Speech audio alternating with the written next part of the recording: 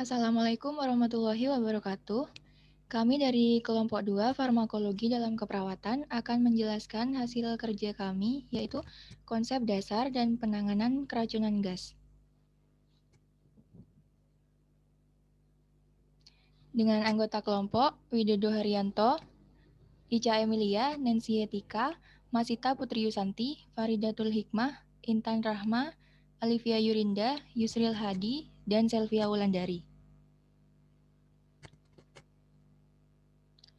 Yang pertama, ada gas karbon monoksida, yaitu gas yang tidak berbau, tidak berasa, dan tidak berwarna yang dihasilkan dari proses pembakaran suatu material yang memiliki bahan dasar karbon. Lalu ada penyebab intoksikasi karbon monoksida. Yang pertama, berada di tempat kebakaran. Yang kedua, di dalam mobil, keadaan menyala tanpa ventilasi. Yang ketiga, asap akibat memasak dan tidak memiliki ventilasi dapur yang cukup. Dan yang keempat, merokok di tempat tertutup. Ada juga klasifikasi karbon monoksida. Yang pertama berdasarkan asalnya, termasuk dalam bahan pencemaran primer. Yang kedua berdasarkan lamanya waktu tinggal di udara, termasuk dalam bahan bakar pencemaran yang tahan lama. Yang ketiga berdasarkan bentuknya, termasuk ke dalam bentuk gas yaitu uap yang dihasilkan dari zat padat atau zat cair. Yang ketiga, ada patofisiologi intoksikasi karbon monoksida. Karbon monoksida mengikat mioglobin jantung lebih kuat daripada mengikat hemoglobin yang akan menyebabkan depresi miokard dan hipotensi yang menyebabkan hipoksia jaringan. Keadaan klinis yang sering tidak sesuai dengan kadar HbCO menyebabkan kegagalan respirasi di tingkat seluler. Yang keempat, manifestasi klinis intoksikasi karbon monoksida. Keracunan gas karbon monoksida sulit dideteksi karena gejala yang ditimbulkan bersifat umum dan mirip dengan gejala flu. Gejalanya yaitu pusing, sakit kepala, penglihatan kabur, mual, sesak nafas, sampai pingsan.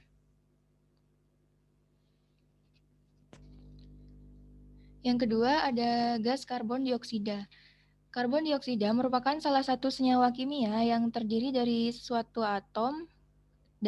atom karbon dan 2 atom oksigen yang berbentuk gas pada suhu kamar, mudah larut dalam air dan tidak berwarna. Penyebab intoksikasi karbon dioksida yaitu seringkali terjadi di dalam ruangan di mana oksigen lebih sedikit daripada karbon dioksida, seperti di dalam mobil, rumah, kantor, dan pabrik yang minim ventilasi udara. Klasifikasi karbon dioksida. Aliran karbon dari atmosfer ke vegetasi bersifat dua arah. Yang pertama, pengikat CO2 ke atmosfer melalui dekomposisi dan pembakaran. Yang kedua, penyerapan CO2 oleh tanaman. Lalu ada patofisiologi intoksikasi karbon dioksida. Saat gas CO masuk ke paru-paru, selanjutnya gas CO akan terdistribusikan ke dalam darah menjadi tidak seimbang. Gas CO2 dapat bereaksi dengan H2O dalam darah sehingga membentuk senyawa H2CO3 atau asam karbonat. Asam karbonat dapat terpisah menjadi ion H+ dan senyawa HCO3 atau karbonat. Manifestasi klinis intoksikasi karbon dioksida.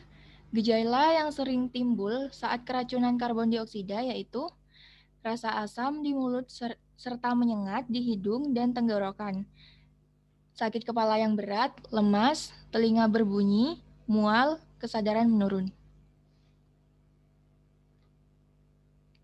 Yang ketiga ada gas nitrogen oksida.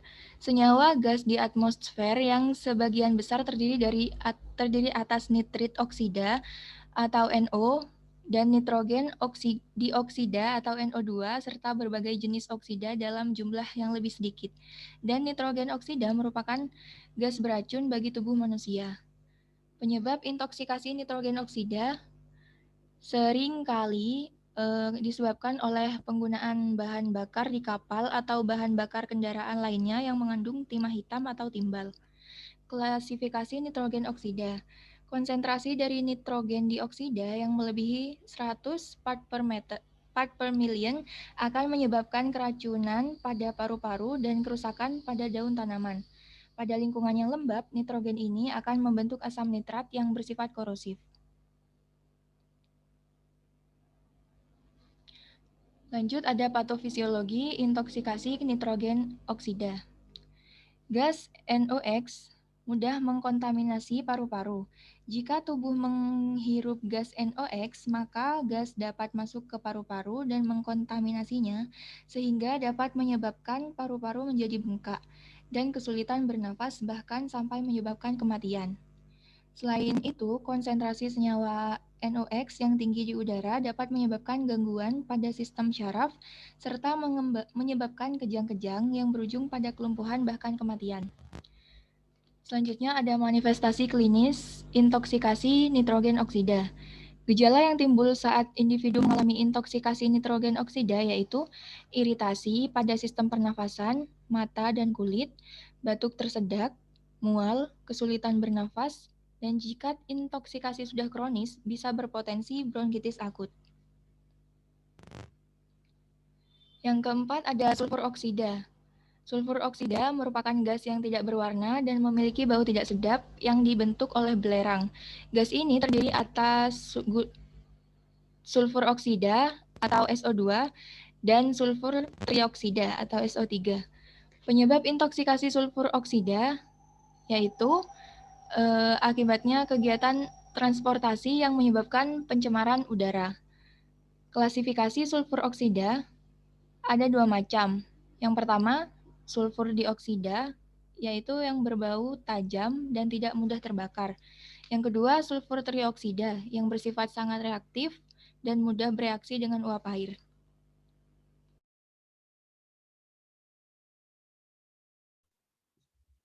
Oke, baik. Selanjutnya adalah patofisiologi intoksikasi dari sulfur oksida.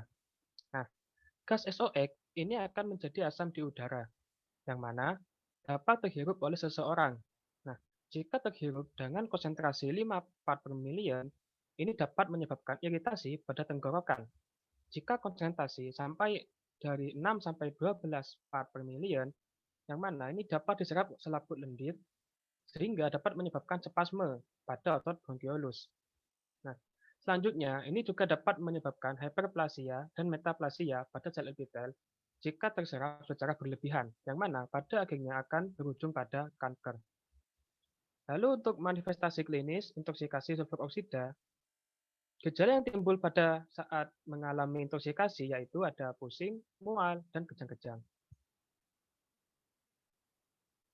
Lalu penata laksanaan intoksikasi dari CO, CO2, NOx, dan SOx. Yang pertama, untuk penanganan pertama intoksikasi karbon monoksida yaitu dengan mencari udara segar, memberikan masker non-breathing, melakukan intubasi, tes darah, dan CPR. Yang kedua, dapat melakukan perawatan setelah di rumah sakit, yaitu dengan memberikan oksigen 100%. Yang ketiga, dengan terapi oksigen hiperbarik, atau memberi oksigen murni dalam ruangan khusus. Yang kelima ada gas hidrokarbon atau HC. Nah, ini merupakan senyawa organik yang terdiri dari nitrogen dan karbon. Dapat berbentuk cair dalam suhu ruangan. Nah, untuk penyebab intoksikasinya yaitu keracunan hidrokarbon dapat terjadi jika individu menelan produk yang mengandung hidrokarbon, seperti bensin dan minyak tanah. Lalu untuk produk lain yang dapat menyebabkan selain itu yaitu ada politer furniture, bensin, terpentin, dan cairan pemantik. Lalu untuk klasifikasinya, gas hidrokarbon ini dibagi menjadi dua, yaitu berdasarkan rantai karbon dan berdasarkan jenis ikatan. Untuk yang berdasarkan rantai karbon ini dibagi menjadi dua lagi, yaitu alifatis dan siklik. Yang mana siklik masih terbagi lagi menjadi dua, yaitu karbon siklik dan heterosiklik. Karbon siklik masih terbagi menjadi dua lagi, yaitu senyawa aromatis dan senyawa alisiklik. Untuk yang berdasarkan jenis ikatan, ini ada ikatan jenuh dan tak jenuh. Nah, ini untuk penjelasan lebih lanjutnya. Untuk hidrokarbon yang berdasarkan dengan bentuk rantainya, yaitu yang pertama ada rantai karbon alifatis dan siklis. Alifatis itu adalah rantai karbon yang terbuka, yang mana rantai ini bisa lurus dan juga bisa bercabang, seperti pada gambar. Lalu, untuk siklik, ini dibagi menjadi dua lagi, yaitu karbon siklik. Nah, maksud saya, untuk rantai karbon siklik, adalah yaitu rantai karbon yang tertutup. Rantai ini dapat dibedakan menjadi dua, yaitu karbon siklik. Itu adalah senyawa karbon siklik yang rantai lingkarnya hanya terdiri dari atom C saja. Yang termasuk karbon siklik ini adalah senyawa aromatis dan alisiklik. Nah, ini ada contoh gambar untuk senyawa aromatis dan alisiklik, yang mana untuk aromatis ini ikatan rangkap dua konjugasi, yang alisiklik ikatannya tunggal. Lalu selanjutnya, klasifikasi hidrokarbon berdasarkan jenis ikatannya, yaitu ada ikatan jenuh dan ikatan tak jenuh, yang sudah tertera pada gambar. Nah, untuk patofisiologi dari hidrokarbon, yaitu HC padat dan cair, ini jika secara langsung menintoksikasi manusia, ini dapat membuat iritasi membran mukosa dan infeksi paru. Nah, jika masih bercampur dengan gas lain, ini dapat membentuk senyawa PAH atau polycyclic aromatic hydrocarbon, yang mana jika PAH ini terhirup oleh seseorang, ini dapat membentuk sel kanker atau karsiogenik pada paru. Lalu untuk manifestasi klinisnya, gejala yang timbul antara lain yaitu batuk, perut seperti terbakar, muntah, nafas cepat, kulit kebiruan, gangguan koordinasi, kejang, dan penurunan pada kesadaran. Lalu untuk penata laksanaan dari intoksikasi hidrokarbon, yang pertama, jika terkena kulit dan mata, ini bisa dicuci menggunakan air. Yang kedua, jika pasien tidak bernafas dan badannya terasa hangat, dapat diberikan nafas buatan sampai bisa bernafas sendiri. Kecuali jika disebabkan oleh insektisida, ini dapat sembari dibawa ke rumah sakit terdekat. Yang ketiga, jika racun tertelan dalam batas 4 jam, kita dapat mencoba pasien untuk memuntahkan racun tersebut. Yang keempat, jika pasien sadar, pasien dapat diberi norit yang digerus sebanyak 40 tablet, yang kemudian diaduk dengan air secukupnya. Yang kelima, menyimpan muntahan dan urin, lalu diserahkan pada rumah sakit yang merawat. Nah, ini ada contoh studi kasus untuk paparan karbon monoksida di basement apartemen. Seperti yang diketahui, basement ini adalah salah satu fasilitas untuk menampung kendaraan bermotor bagi penghuni apartemen. Basement sendiri ini memiliki udara tak bebas yang ditentukan oleh penggunaan peralatan ventilasi khusus yang mengatur suhu dan kelembapan dalam ruangan. Oleh karena itu, basement memiliki tingkat polusi yang lebih tinggi, sehingga petugas basement ini berpotensi sangat besar untuk terpapar gas karbon monoksida yang terperangkap dalam basement. Nah, gas karbon monoksida sendiri jika dihirup oleh petugas ini akan masuk ke dalam darah, yang mana 80-90% gas CO ini diserap dan berikatan dengan hemoglobin, yang akhirnya menyebabkan penurunan kemampuan mengikat oksigen. Nah, pada basement tersebut, sekitar 75% petugas ini diwawancarai, yang mana mereka memiliki keluhan kesehatan seperti pusing, batuk, mual, iritasi mata, dan gangguan konsentrasi saat bekerja. Gangguan tersebut memang diduga berasal dari paparan asap kendaraan bermotor yang ada pada basement area parkir. Yang mana pada akhirnya keluhan tersebut mengakibatkan penurunan kinerja dan produktivitas petugas di area basement. Baik, sekian presentasi dari kami kelompok 2. Terima kasih. Wassalamualaikum warahmatullahi wabarakatuh.